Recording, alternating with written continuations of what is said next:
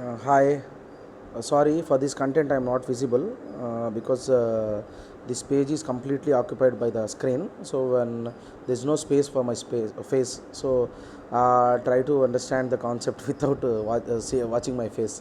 I think you better understand. So it's a joke, okay.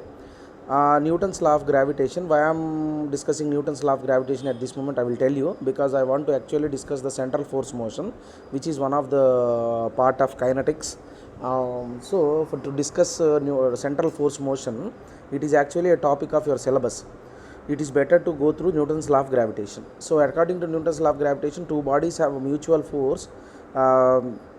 Two bodies have a mutual force of attraction between them called gravitation. This law is gravitation expressed by mathematically as F is equal to G into m1 m2 by r square. We know that F is the force of attraction between the bodies. So F is nothing but the force of attraction between the two bodies. m1 and m2 are the mass of the bodies, r is the distance between the center of the bodies, and G is the universal gravitational constant. Here the capital G and small g both are different. Small g is the acceleration due to gravity, 9.8 meter per second square. But here the capital G is nothing but the universal gravitational constant. Okay. The law of gravitation helps in defining weight of the body. Law of gravitation helps in defining weight of the body. The weight of a body is the force exerted on it by the planet Earth. Very good. This is the point which we have to understand carefully. Look at this point. The weight of the body is the force exerted on it by the planet Earth. Okay. So if m is the mass of a body and small m is the mass of the body, capital M is the mass of the Earth, then r is the radial distance between the center of the earth and the object. I will try to explain with a diagram. So for example, this is the planet Earth, if you think, and now this will be the body. It will be having some center, it will be having, earth is also having some distance. So the distance between the earth and the bodies is the radial distance is r. What he wants to tell us is, this is earth, and this is body. The distance between the earth center and body center is r. Okay. So W is equal to capital G into m by r square. Substitute the values in the above equation. So m into gm by r square, where that is nothing but mg. Why?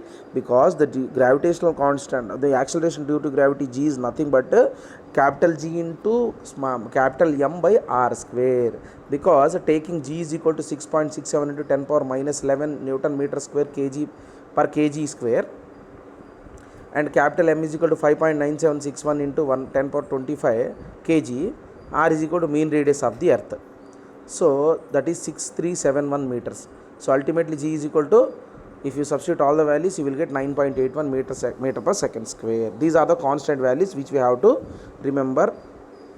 This value, G value, this M value, we have to remember this radius value. If you substitute all these values in the equation, then you will get ultimately G is equal to 9.8 meter per second square. So that is Newton's law. Actually, the intention of Newton's law of gravitation is, what Newton wants to say is, every body will attract another body with some attractional force, and the relation between this attractional force is, he has given some equation, that is nothing but attraction force is equal to gravitational constant into two bodies mass by r square. R is nothing but the distance between the two bodies. So F is equal to G into m1 m2 by r square. This you must remember this Newton's law of gravitation. So by using Newton's law of gravitation only, central force motion, he discussed about central force motion. Look at the central force motion. When a body moves in a curved path under the action of force directed through its mass center, mass center is nothing but center of mass, towards or away from a fixed point, we have what is known as central force motion. Okay, got the point? So the force from the central force is known as the central force motion. This is the condition which applies to satellites orbiting the earth under the influence of gravitational attraction. That is the clear example. So central force motion is the example for the satellites with respect to the center O of the earth, with respect to the center of the earth. The motion of a satellite is governed by the gravitational pull.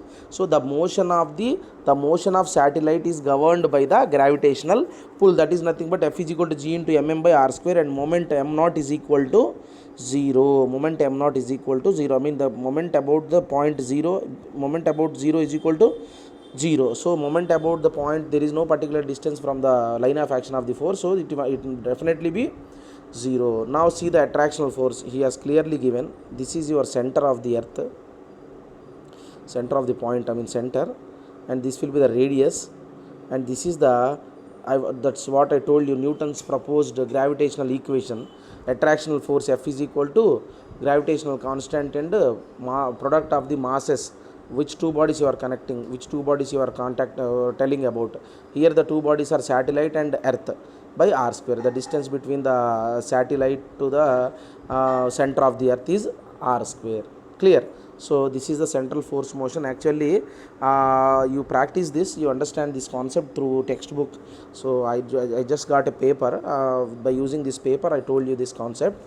So if you don't understand, call me, refer to any textbooks, then you can definitely go through the point. I'm like again telling you, central force motion is nothing but the body moves curved path under the action of force directed through its mass center towards or away from the fixed point. We have what is known as central force motion. To understand central force motion, this is compulsory to go through the Newton's law of gravitation. This is compulsory to go through the Newton's law of gravitation. So you can understand. I hope you understand. We'll meet in the next video.